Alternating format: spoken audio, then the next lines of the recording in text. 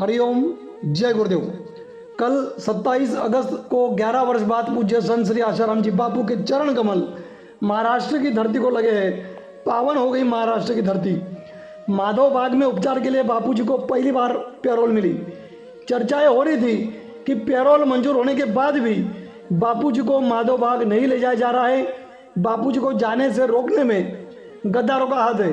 तो जवाब में ये बातें भी सामने आई कि ऐसा कोई षड्यंत्र नहीं है, बल्कि बापू जी का स्वास्थ्य अभी सफर योग्य नहीं है, बापू जी की आज्ञा भी नहीं है। ऐसे एक दूसरे से बिल्कुल विपरीत दो बातें चर्चा में थी। सत्य क्या और झूठ क्या ये तो हम नहीं बता सकते, क्योंकि इस विषय में कोई ठोस जानकारी हमारे पास नहीं है। बापू जी के माधव बाग पहुँचने में विघ्न डालने वाला चाहे कोई षड्यंत्रकारी हो या फिर गुरुदेव का स्वास्थ्य और उनकी आज्ञा हो, कारण चाहे जो भी हो, किंतु साधकों के संकल्प और श्रद्धा से किए गए अनुष्ठान से सारी विघ्न बाधाएं दूर हो जाती है। इसका प्रत्यक्ष प्रमाण हमारे सामने है।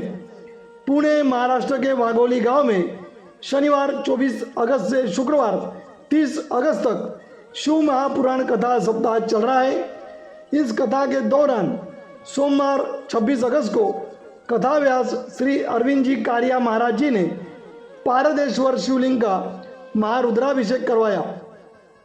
पूज्य बापू जी के उत्तम स्वास्थ्य हेतु विशेष रूप से विनियोग करवाते हुए महाराज जी ने विधि संपन्न करवाई।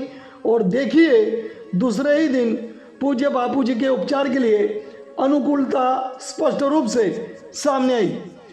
पारदेश्वर शिवलिंग के दर्शन एवं अभिषेक की बड़ी भारी महिमा है और अरविंद कारिया महाराज जी ने विधिवत अभिषेक करवाया, जिसमें सम्मिलित हुए श्रद्धालुओं ने बड़े भाव से पूज्य बापू जी के लिए संकल्प विनियोग करते हुए अपने हृदय की वेदना शिव जी के चरणों में निवेदित की। शिव ही गुरु और गुरु ही शिव है। महाराष्ट्र से की गई प्रार्थना शिव जी ने स्वीकार की और दूसरे ही दिन गुरु स्वरूप शिव महाराष्ट्र पधारे। जय हो गुरुदेव, जय हो महादेव।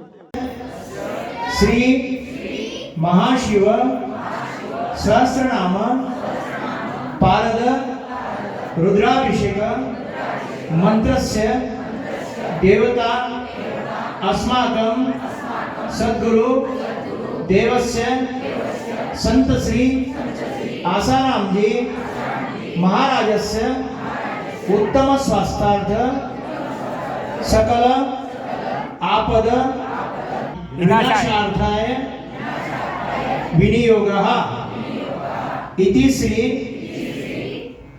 मम दुःख दारिद्र्य संकट निवारणाय विनियोगः वाहून देतो। आता एक आणखी बिलपत्र फूल, यात धोत्र्याचं फळ असेल धोत्र्याचं फळ आणि धोत्र्याचं फूल असेल तर फूल ते घ्यायचं सोबत प्रत्येकाने, आणि अक्षत घ्यायची। अक्षत पांढरीच ठेवायची, त्याला लाल करायची नाही। हळद कुंकू शिवलिंगाला वाहायचं नाही। सगळे लोक हातामध्ये घ्या आणि मी म्हणतो तसं म्हणा।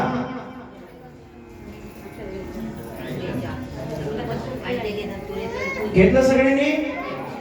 म्हणा, नमामि शमीशान निर्वाण रूपम विभुम व्यापकम ब्रह्म वेद स्वरूपम निजम निर्गुणम निर्विकल्पम निरीहम चिदाकाश महाकाश वासम भजेहम निराकार ओंकार मूलम तुरीयम गिरा ज्ञान गोतित मिशम गिरीशम करालम महाकालम कालम कृपालम गुणागार संसार पार नतोहम तुषाराद्रि सकाश गौरम गंभीरम मनोभूत कोटि प्रभा श्री शरीरम स्फुरन मौली कल्लोलनी